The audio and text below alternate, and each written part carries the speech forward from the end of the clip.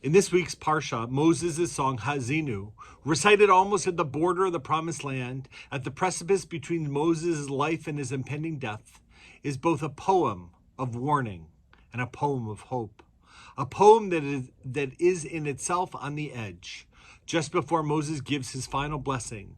He gives all Israel this poem, this song. With Haazinu, we climb to one of the peaks of Jewish spirituality.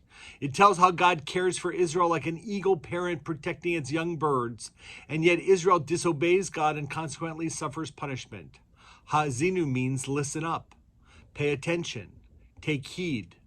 Haazinu is rich in the language of the senses, in hearing, taste, touch, and sight.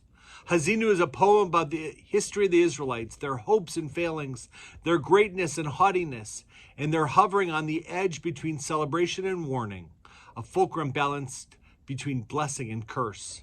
I've always loved that in this parsha the Torah is compared to both rain and dew. It is like the rain that falls, the text says, giving life to the land. It is like the dew that moistens reality itself. Torah is like rain and dew because just as rain comes from one source, but waters each tree and plant, which then produces fruit according to its individual natures, so too Torah is one, but each of us responds to it in our own unique ways.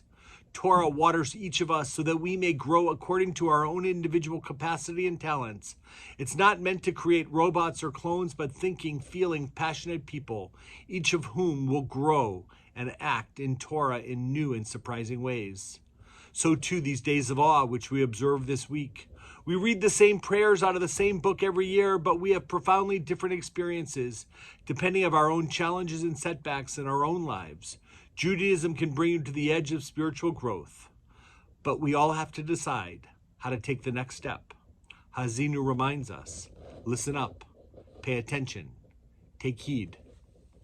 Shana Tova, Shana Mituka.